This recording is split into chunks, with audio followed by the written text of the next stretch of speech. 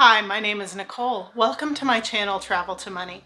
In this video, I'm talking about one of my favorite cities, Porto, Portugal. I'm going to tell you what to see if you only have a day or two, tell you about the food, we'll talk about the cost to visit, and I'll show you many other reasons why Porto should be on your travel list. If you are new here, I have created this channel to help you learn about how to travel, adventure, and have fun on the road to financial independence. I have traveled the world, I own a couple of houses in Spain, and I'm on a creative journey to financial independence. I believe the road to financial freedom can and should be fun. I hope that you'll subscribe and join me on this journey no matter where you are starting from. Porto, Portugal, known for its port wine, delicious seafood, and believe it or not, the fanciest McDonald's in the world, carries the motto, ancient, most noble, always loyal, and undefeated. This also happens to be the nearest city to where my best friend was born and raised, so I've had several opportunities to visit before. However, this time was a little different. My bestie is in another country, and I was visiting with another friend of mine who had never been before. We had less than 48 hours to get in as much of the city as we could. I booked an Airbnb at the last minute and was able to get an incredible deal for a beautiful and modern apartment at just $40 per night, just a 10-minute walk to the historic area of Porto.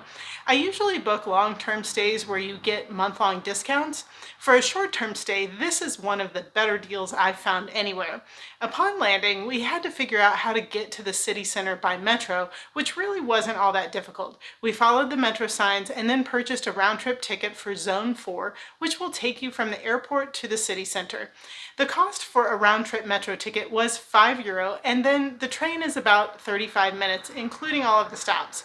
Now, later I regretted buying the round-trip ticket because our flight out 2 days later was at 7 a.m. and the train doesn't start running until 6 a.m., so for us it was not an option to take the train back to the airport. If you do need to get to the airport between 12:30 a.m. and 6 a.m., the M bus is an option. I decided to take an Uber back to the airport, and scheduling one in advance was only €20, so not awful for private transportation. Anyway, now that we've talked about transportation and lodging, let's get to the good stuff. Before heading to the Airbnb, we needed food, so we stopped at Garden Porto for a delicious breakfast and a fresh squeezed orange juice. I had sweet potato toast with a poached egg. Wow, was it good. On our first evening, we decided to take a stroll to the historic area of town for dinner. This kind of aimless wandering is my favorite for exploring a new city, though it's better if you have weeks to spend exploring.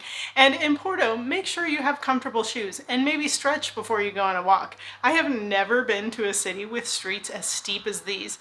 You will always be going up or down, so just be prepared.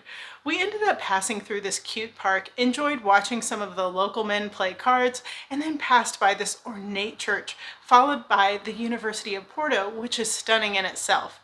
As we passed through one side of the university, I realized that I was familiar with this area. This is where the famous Porto Library is, the striking courthouse, the Porto area garden, and a nice place to grab a drink.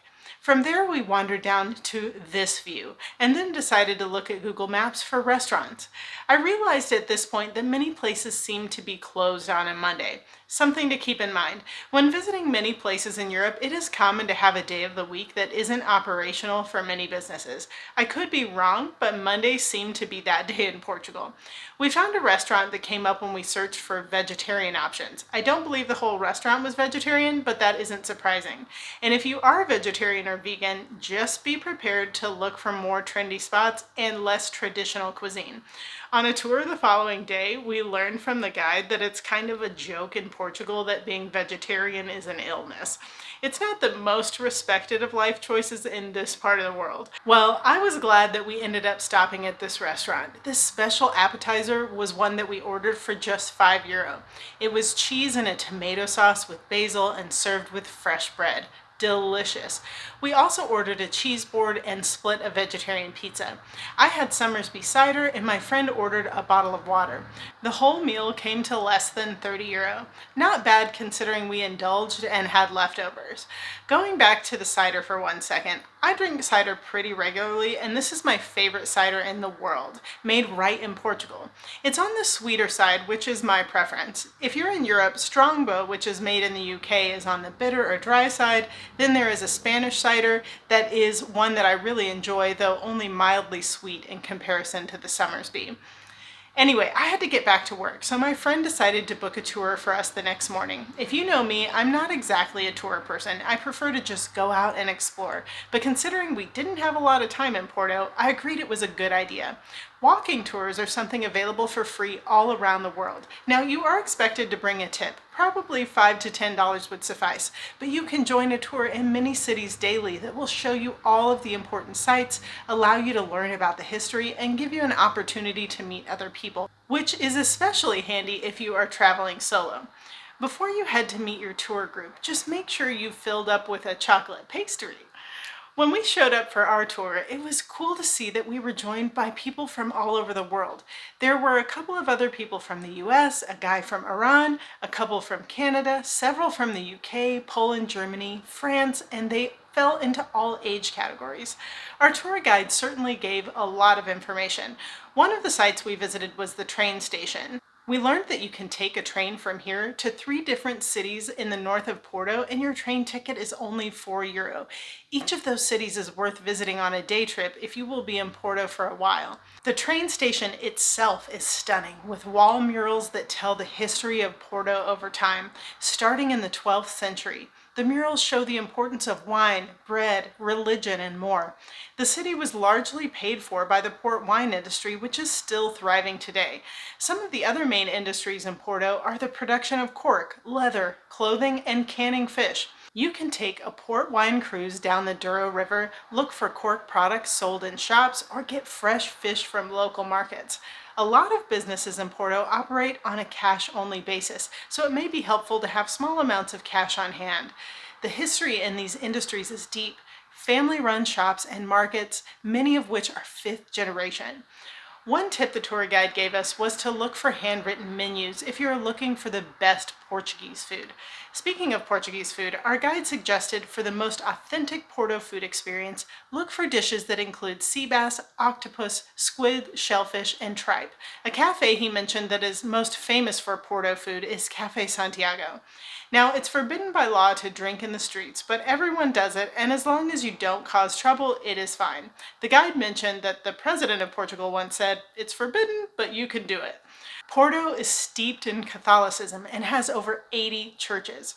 According to the tour guide, the city hall was built directly in front of the main church in the center of the city when the state was trying to assert itself over the church.